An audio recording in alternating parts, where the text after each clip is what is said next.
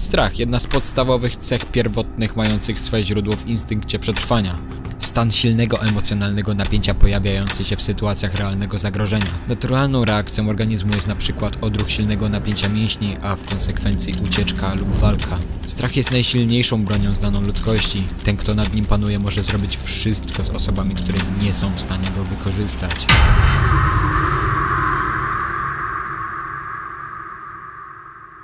30 czerwca 1966, Brooklyn, Nowy Jork. Przemoc. Tyle miał sobą do zaoferowania Brooklyn w latach 70., kiedy młody Tyson próbował się odnaleźć, nigdy nie poznając nawet swojego biologicznego ojca. Ciężko wyjść z takiego środowiska. Ono zmienia ludzi, uzwierzęca ich i ciągnie w dół. Dysfunkcje wynikające z codziennych widoków w takich miejscach zostają z nimi na zawsze. Dlatego tym bardziej urzekające są historie osób, które przekuwają te przeżycia w wyjście z tego środowiska. Finally I went to his room one night and I banged on his door to intimidate him.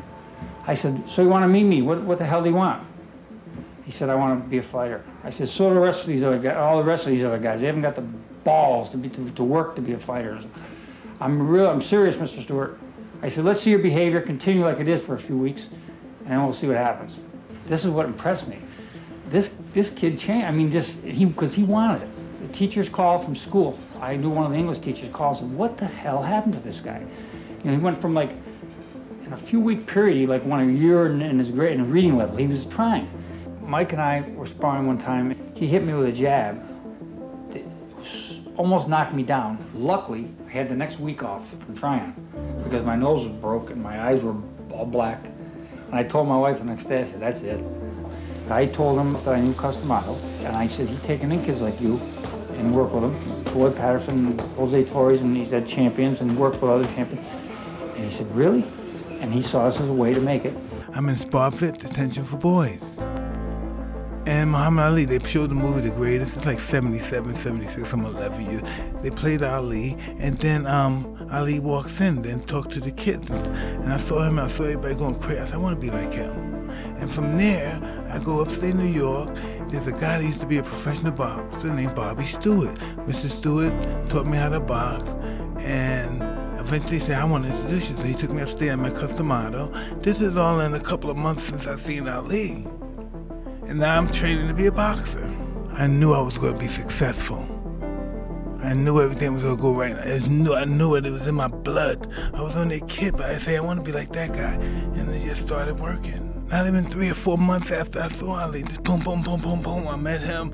I'm in one place, I had a fight, try to stab a guy I did with a pencil or something. I go from there and I go over to this bad place called Elmwood, this cottage. That's where Bobby Stewart, because he's a fighter and he had to take care of these. All the staff there are big strongmen because they have to take care of these very interesting kids, you know, like homicidal kids. These are kids, but they're really wild. Mr. Stewart was a professional boxer, and he would teach the kids how to box if they behaved themselves and got on a certain level in which you can go back there and box. And guys were coming back to their dome. I was locked up. I was on the level to go because I had just got there, so they put me in the back to lock you up to. They see what kind of person you are, so they put you in the group. And I see these guys coming back with their eyes busted, teeth knocked out, the ribs, but they were happy. They're laughing about this. Yo, he fucked you up. Yo, man, but you almost got him. And I said, yo, what's going on and what's happening? They said, yo, we're fighting Mr. Stewart, boxing Mr. Stewart and stuff. And they're happy with them bleeding, tooth knocked out there. But they were happy and it was enthusiastic. I said, I wanted to do that too because I wanted to be tough. And so Mr. Stewart, I talked to him. He didn't want to teach me. So I started cleaning and being a real nice kid to everybody because I wanted to learn how to box. All the kids were happy, and he started teaching me how to box. It's crazy that you met Cuss too, because out of all the people that you could meet, no one was better at the psychological game. I would never been the champ if I wasn't from Cuss, because he put stuff in my mind. I started thinking about myself being these people, visualizing myself being, I don't know, great or somebody. I've never done that in my life. I've never heard, not even in the ghetto, somebody say this. Like, I said, wow, he's great. Like, I'm talking about, like, Holmes. I said, wow, he's incredible. I said, why is he incredible? I don't think he's that incredible. Why shouldn't you have that? Why should he have that and not you? I've never heard somebody say that to me. Spotkanie Kaca D'Amato przez Tysona to było coś więcej niż przełomowy moment w życiu Tysona. Ta jedna osoba odwróciła cały bieg jego życia z bycia dzieciakiem bez większych perspektyw do zostania prawdziwą bestią. Kac would never get, he would love to answer all my questions because Kac wanted the perception that he knew everything and you should listen to him and take his advice because he knew everything. Yeah. You know, that's what it's like. If you was his friend, you always came to him for advice. He always wanted advice, wanted to give his advice and let you know that he was a superior thinker and that you should come to him and he'll settle your problems. That's just what he was. Mocny ojcowski wzorzec. To jest coś, co każdy facet potrzebuje, żeby rozwinąć się w pełni. Nie musi być to nawet osoba spokrewniona z tobą. Ważne jest to, żeby stała się twoim mentorem, autorytetem, którego szanujesz i który pokazuje ci, jak żyć tak właściwie. I tą osobą dla naszego bohatera stał się właśnie Kac. Zniszczył to, kim Mike był wcześniej. Wbił mu do głowy pewność siebie. Ale nie w takiej zwyczajnej dawce, jaką ma większość osób. Wprost zadał mu pytanie, czemu to nie on może być najlepszy, czemu to nie on może być panem świata. To szok dla chłopaka, który wcześniej okradał ludzi i bił się na ulicy za pieniądze. Te słowa dały mu całkowicie nowe spojrzenie na rzeczywistość, bo faktycznie, dlaczego nie on? Co go tak właściwie powstrzymywało przed zawładnięciem światem? Jak kto inny potrafi, to przecież on też może. Kac was just enemy prone. If he didn't have an enemy, he would create one. Really? One of those guys. He loved fighting. He wants to fight. If he doesn't fight, he doesn't want to live. Wow. He wants to fight. He needs to have somebody to fight. If he doesn't have somebody to fight, he'll find somebody to fight. He must have loved having you as a pupil. Well, I listened to everything he said. I listened to him. I was around him. He loved people to listen to him. And I took him to everything he said I would do. If he told me to kill somebody, I would kill somebody. Anything he said, I did it. But Kac was a master at the psychological game. Yeah, Master. Like you would hear him talk about things, just reading the things that he's written about the psychology of fighting. He was the perfect guy for you. It was almost like the stars aligned. That's what I'm talking about. He was so unusual, so gifted. I mean, even when you were really everybody young. told him that he can't be heavyweight. He's too small. His arms are too short. There's no way in the world he can be too short, cuz he's too small. These guys are 225, 230. Well, obviously they were wrong. Big time. But it was also you might have been short, but you had the best style, and Kac developed that with you, the best style to deal with the fact that you were shorter. The bobbing and the weaving, the constant pressure. Exactly. But I believe style is relevant. I believe it's the morale behind the style. Mm-hmm. I think success in fighting in life is about desire and the will. Yeah. How bad do you want it? Is it worth dying for? That's his true greatness, is the willingness to die. So is this thing worth greatness? You were like 12, 13 years old? Yeah. Wow. So they're putting you under and just teaching you that mindset. Yeah. Whoa. Did he give you any advice on how to shut it off? No. That's what it was, the gas. We're going to destroy these guys. These guys are in our way of, greatness, glory. Great fighters of the past who we admire so much. And I tell them that there's no reason why he can't be even greater than those people. Because if his interest allows, and his will and ambition and his dedication is great, this is very possible. Because no one knows what perfection is until he achieves it. And from that time on, perfection is no longer perfection. You now could see beyond what we accept as perfection and be able to recognize a greater performance, a greater talent. Because I don't believe in perfection at all, as such, as a continuing factor. It's a relative point where a person, once he reaches it, he then is able to see further ahead than he was able to see before he reached that point. And then if he has the drive, he becomes what he wants to become, because now he sees the possibility of doing it.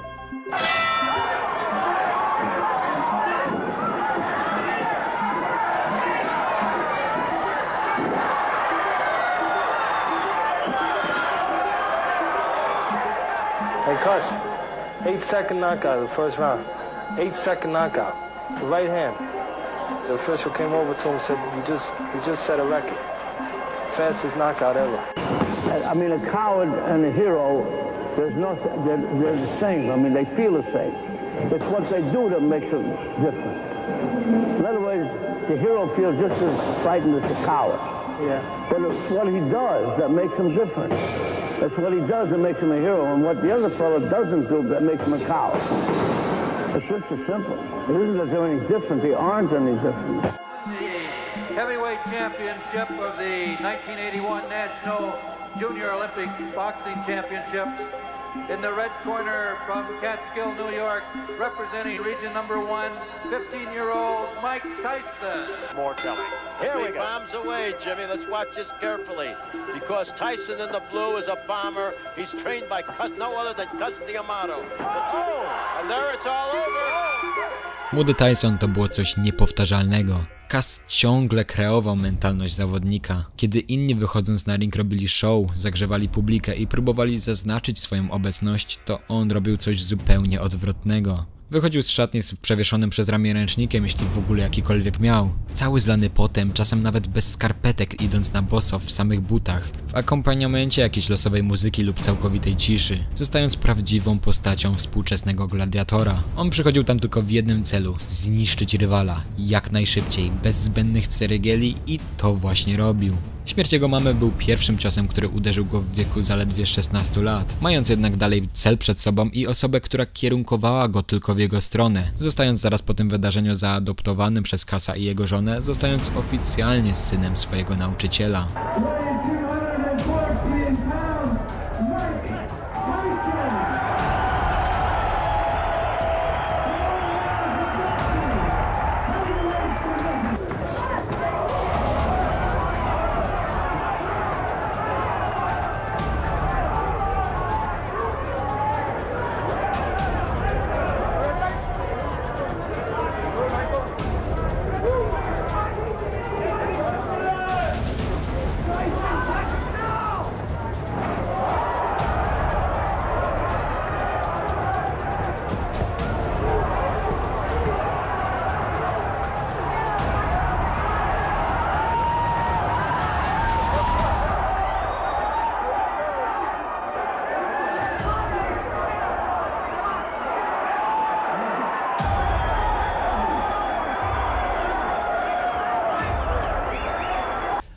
Now introducing first in the red corner. He's wearing the white trunks with green trim and weighs 217 pounds even. From Catskill, New York, he is undefeated in 3 professional bouts, all victories, all knockouts. Ladies and gentlemen, a big hand for Mike Tyson.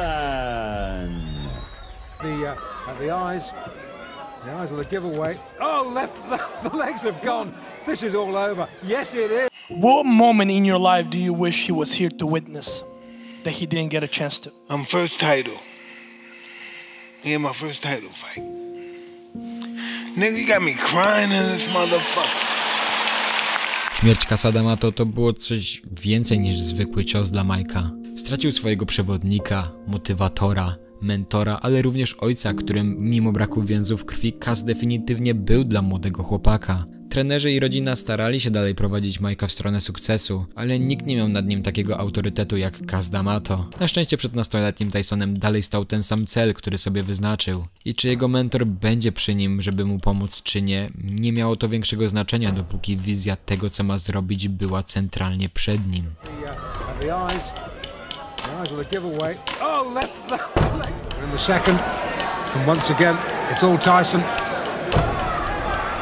Nelson, who was in deep trouble, is in deeper trouble. Oh, wow.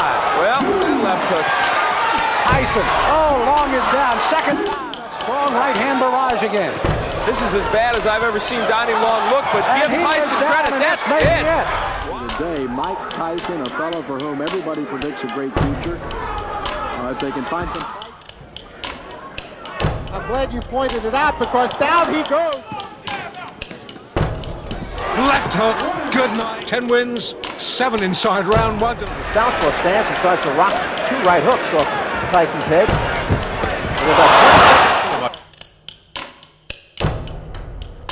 If, it's when Mike Tyson wins, and when could be literally any second. He's taken 2 counts.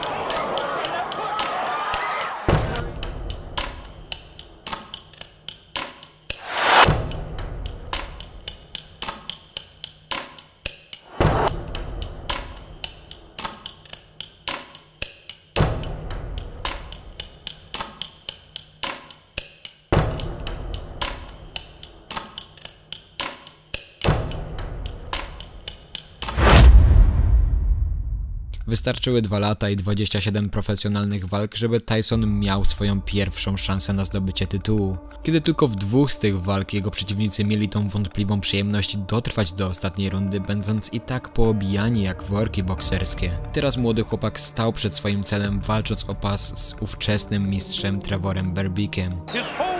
Has been for this night, but Trevor wants to prove that he's one of the great champions. Let's see how long his reign lasts. Mike Tyson kind of feeling him out here, but he goes with that right-hand lead right away. 20 years old, Mike Tyson on his way to becoming one of the youngest heavyweight champions of all time. Bangs the body, wow, with that uppercut is Tyson. Catches him with a right left hook, and he goes down. He goes down, he should be able to get up from this. His legs may be shut, they are. As Trevor Berbick falls back in the rope, I don't know if he's going to be able to continue. He's got the heart, but his body won't let him do what his mind wants to. And he's counted out. It'll be scored as a knockout. Tyson został najmłodszym mistrzem wagi ciężkiej w historii, walcząc tylko 5 minut i 45 sekund i wysyłając Trevora na ziemię aż 3 razy. I patrząc na jego 26 knockoutów z 28 walk, które zawalczył, dziennikarze szybko zaczęli go porównywać do najlepszych bokserów w historii. What would be one thing you always wish you told him but never got a chance to tell him? I would say, they call me the greatest. So when you're reading all these books about all these conquerors, when you're a young man and you're on your way to becoming the youngest ever heavyweight champion, and you're trying to take on the mindset of the conquerors, and you find out they all ask God for forgiveness. Yes. How did that affect you? That was pretty cool, because by that, I learned greatness was the willingness to die. As soon as I come into the ring, I'm gloved. No, stop it. That's not true. While I'm in the dressing room, 5 minutes before I come out, my gloves are laced up. I'm breaking my gloves down. I'm pushing the lever in the back of my glove, breaking the middle of the gloves for my knuckle could pierce through the leather. I feel my knuckle piercing against the tight leather gloves on the everlasting boxing glove. When I come out, I have supreme confidence, but I'm scared to death. I'm totally afraid. I'm afraid of everything. I'm afraid of losing. I'm afraid of being humiliated. But I'm totally confident. The closer I get to the ring, the more confidence I get. The closer, more confidence I get. The closer, more confidence I get. All during my training, I've been afraid of this man. I thought this man might be capable of beating me. I've dreamed of him beating me. But I always stayed afraid of him. But as closer I get to the ring, I'm more confident. Once I'm in the ring, I'm a god. I walk around the ring, but I never take my eyes off my opponent. I keep my eyes on him, even if he's ready and pumping. He can't wait to get his hands on me as well.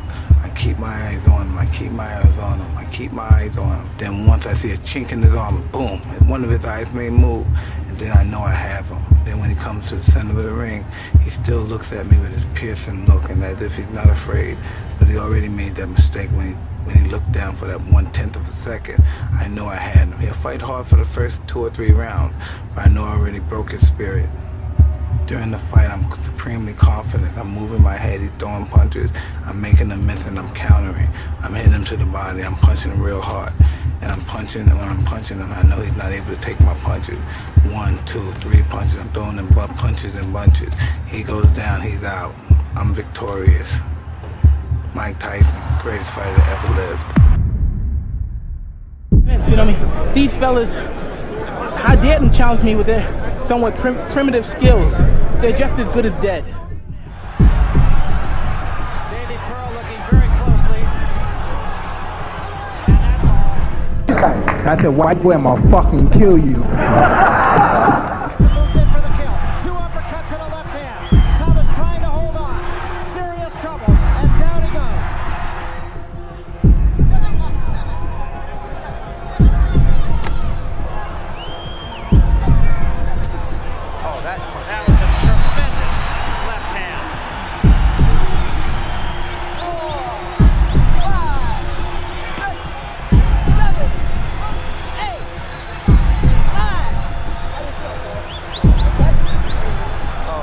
This is it.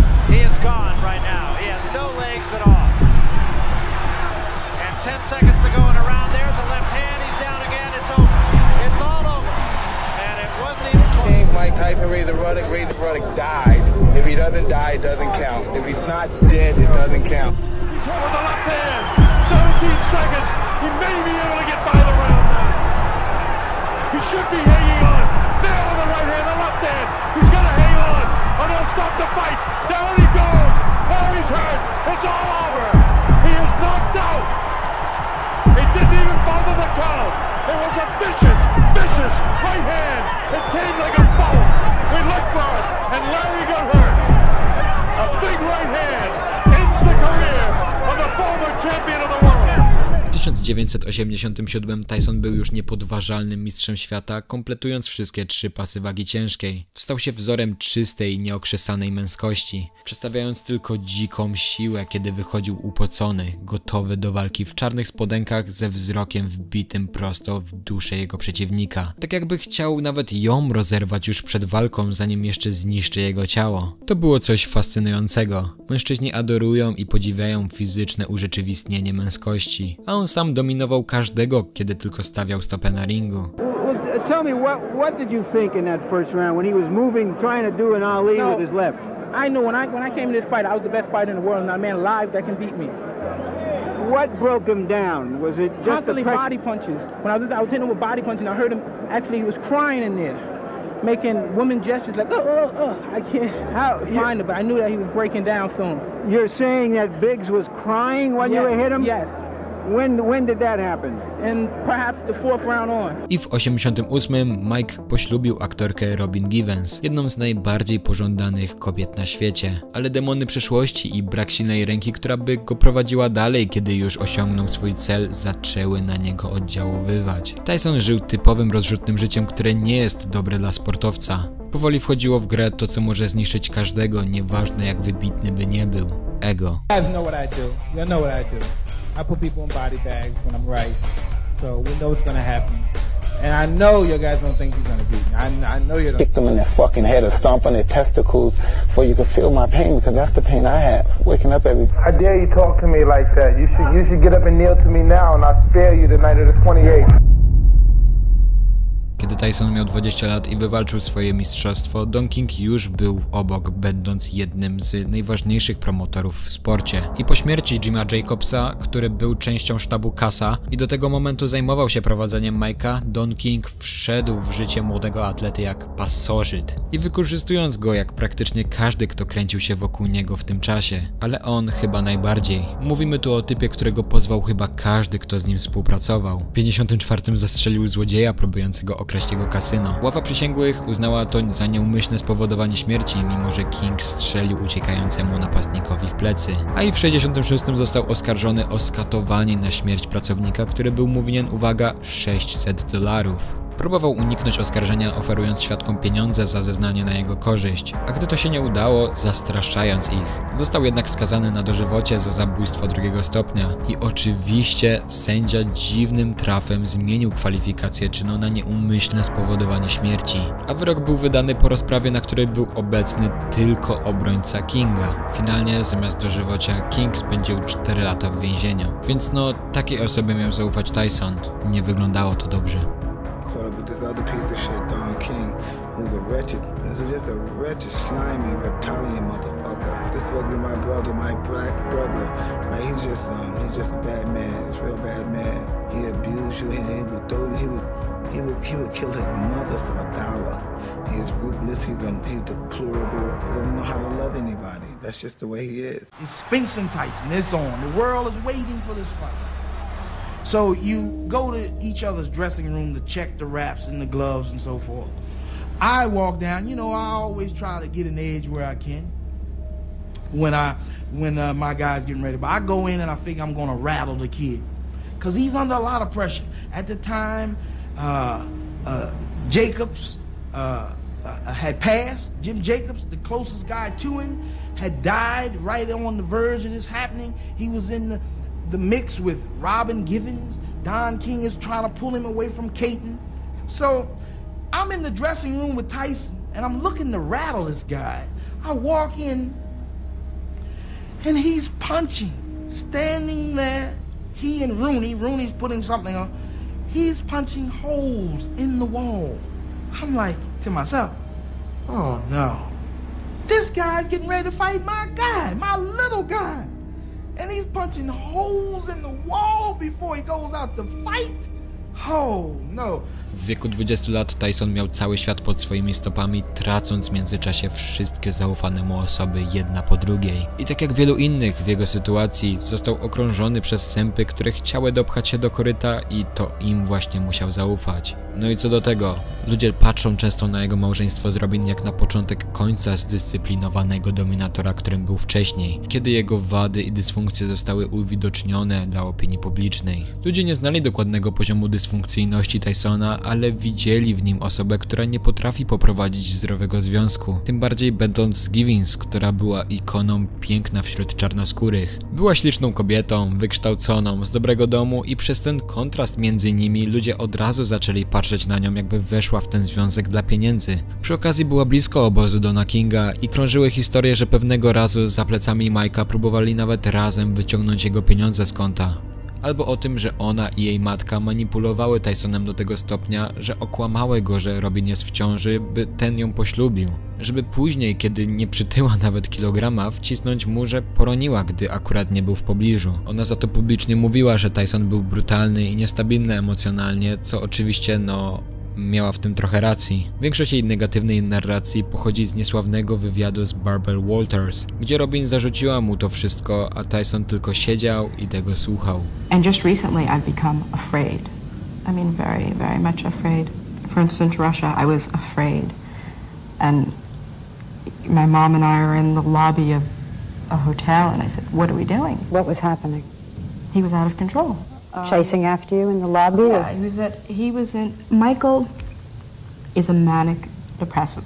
He is. I mean, that's just a fact. And when he's in a manic state, he doesn't sleep. He has enormous amounts of energy. So your sleeping agitates him. He gets you up. There's an argument. I mean, of course you want to sleep.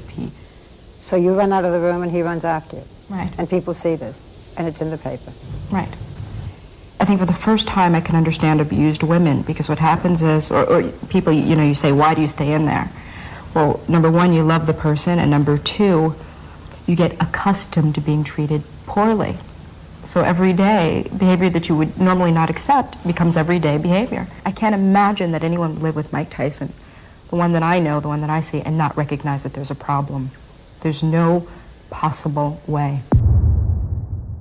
I naraz patrząc na to teraz z boku, wiedząc kim był Tyson, ciężko powiedzieć, że nie mówiła prawdy po części. Co do gościa bez szkoły, z kryminalną przeszłością, który powinien iść do więzienia za wiele rzeczy. Oczywiście nie oznacza to, że miała dobre intencje, po prostu dobrze grała kartami, które jej rozdano. Dwie rzeczy mogą być prawdą jednocześnie. Rozwiedli się w przeciągu roku. Nieważne co by tu nie powiedzieć o Gibbons, jedno jest pewne. Tyson w tamtym okresie był burzą nie do zatrzymania. Imprezującym, używających środków odurzających z całej tablicy Mendelejewa, musząc oszukiwać na badaniach na obecność narkotyków, żeby nic mu nie wykryto. W tym czasie boks przestał go interesować. Wolał imprezowanie i kobiety. Mimo to geny wielkiego, młodego mężczyzny ciągnęły go dalej, więc nokautował ludzi jak zawsze. Także każdy miał gdzieś co robi poza ringiem. Do czasu. I'm such an egomaniac. I fell in love. That's like, this is gonna last forever. I'm the king forever. I'm always gonna be the king. This is where it is.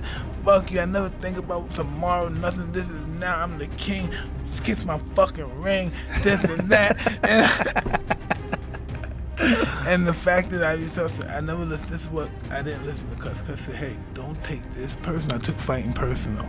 Because they don't take it personal. It's not personal. Right. I took it personal. The ego made me take it personal. So when he said don't take it personal, what did he mean by that? Don't allow it to stop you from living your life in a happy perspective. I lost a fight, don't commit suicide, start drinking and doing cocaine and fucking start fucking girls without rubbers that you don't know you met them 10 minutes ago. Don't do these things, okay? Don't do these things when you lose a fight, Mike, okay?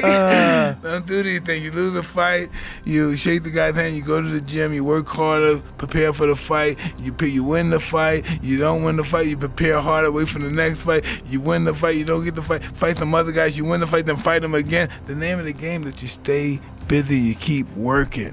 How much different would things would have been if Cus stayed alive? Yes, really different, but it wasn't meant for that to be. Yeah. I had to figure this stuff out. He couldn't protect me my whole life. Right. Walka z Douglasem tak naprawdę zasługiwałaby na osobny film. W tym czasie Tyson był u szczytu swoich uzależnień od narkotyków i seksu, totalnie olewając boks do tego stopnia, że nawet jego sparring partnerzy zaczęli powalać go na treningach. Co jest smutne, patrząc na to, że miał wtedy dopiero 25 lat i w teorii powinien być w swojej szczytowej formie. Nie wyglądało to dobrze. Gdy wchodził na ring, nikt nie spodziewał się niczego innego niż szybkiego knockoutu, patrząc na to, że żaden jego przeciwnik nie wytrzymał do końca 5. rundy od 1987 roku. Za to Douglas z drugiej strony przeżywał w tym czasie cios za ciosem w swoim życiu prywatnym. Był dopiero 2 lata od stracenia swojego ojca, który również był bokserem, i po tym Buster chciał udowodnić, że da radę przejść dalej sam. I co bardziej istotne dla tej historii, musiał uporać się z utratą jego matki niecały miesiąc przed walką z Tysonem. I to był problem właśnie. Strach był ważną częścią taktyki Mike'a, wchodząc przeciwnikom do głowy jeszcze przed walką. Ale Douglas po tym, co się stało, w swojej głowie przynajmniej nie miał nic do stracenia. Nie miał się czego bać. I tym samym Tyson stracił przy swojej obecnej formie najlepszą broń, bez której był, można powiedzieć, bezbronny na to, co zrobi jego przeciwnik. I gdy tylko weszli do ringu, widać było, że pewność siebie Douglasa może faktycznie zaprocentować. Kiedy Tyson po drugiej stronie, mimo dalej ciętego wzroku, wyglądał na znudzonego i niezainteresowanego samą walką. Douglas uderzał Tysona prostymi całą walkę, wykorzystując przewagę zasięgu, której nie mógł wykorzystać nikt przed nim przez zwinność i ruchy głową Mike'a, który zwykle w prosty sposób ich unikał.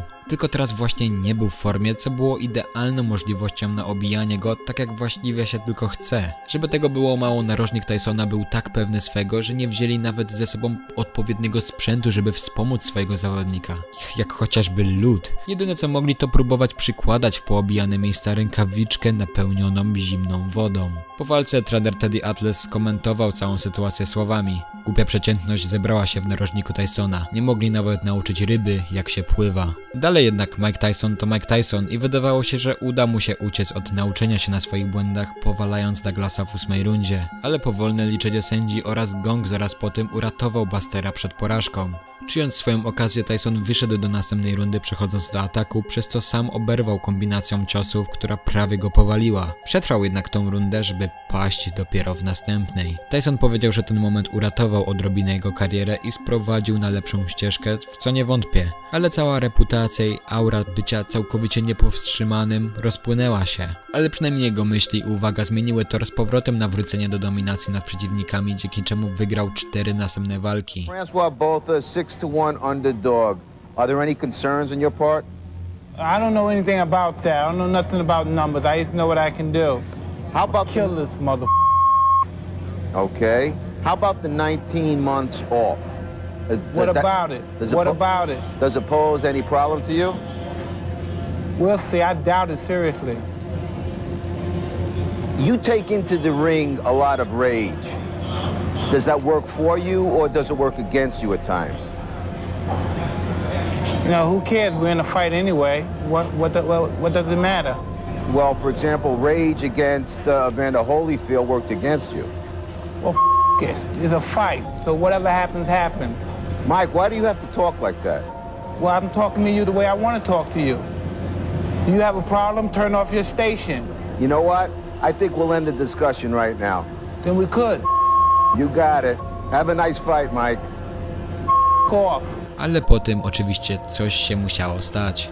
W tamtych latach opinia publiczna dawała atletom zaufanie i domniemanie niewinności w sprawach wykorzystywania kobiet. Ale nieważne co kto o tym myśli. Fakty są takie, że Tyson został osądzony i skazany na 4 lata więzienia przez to, co się stało. To jest właśnie też ten prymitywnie osadzony w naszych głowach poziom uwielbienia gladiatorów.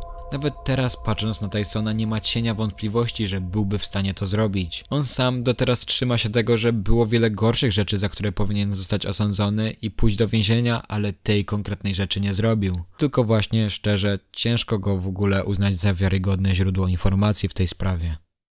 Więzienie zmieniło go jako człowieka. Oczywiście wychodząc z niego dalej był niestabilną, ociekającą testosteronem bestią, również dalej bez odpowiedniego przewodnictwa, trzymając się obozu Dona Kinga. Można stwierdzić nawet, że stał się jeszcze większą bestią, przechodząc na islam oraz co ważniejsze, przekierowując swoje skupienie na trening, po którym był w momencie wyjścia z więzienia gotowy zdominować każdego, kto wyjdzie z nim do ringu. Bitch, come on, you bitch! You're scared coward. You got man enough to fuck with me. You can't last 2 minutes in my world, bitch. Look at you scared now, you hoe. Scared like a little white pussy. Scared of the real man. I'll fuck you till you love me, faggot. I was gonna rip his heart out. I'm the best ever. I'm the most brutal and vicious and most ruthless champion there's ever been. There's no one can stop me. Lynch is a conqueror. No, I'm Alexander. He's no Alexander. I'm the best ever. There's never been anybody as ruthless. I'm Sonny Liston. I'm Jack Dempsey. There's no one like me. I'm from Nairclaw. There's no one that can match me. My style is impetuous. My defense is impregnable. And I'm just ferocious. I want your heart. I want to eat his children. Praise be to Allah. Szkoda, że nie trwało to zbyt długo. Tyson widocznie stracił pasję do tego sportu i mimo paru wygranych zaczął również ponosić porażki, aż w końcu sytuacja eskalowała do maksimum podczas incydentu, w którym odgryzł część ucha Evandera Holyfielda. To był moment utraty szacunku do jego postaci w oczach fanów i mimo utracenia licencji bokserskiej dał radę wrócić na ring po raz kolejny już jako cień samego siebie, walcząc wyłącznie z intencją zarobku na życie. Ludzie długo wierzyli w niego. Czekali aż wyjdzie z więzienia, a potem aż wróci do walk raz jeszcze. Ale po odnoszeniu coraz większej ilości porażek jego destrukcyjne podejście do życia przestało już interesować ludzi. Gdy upadał raz za razem stracił swój imidż gladiatora i stał się kolejną starą legendą, która dalej próbuje się trzymać tym, kim była.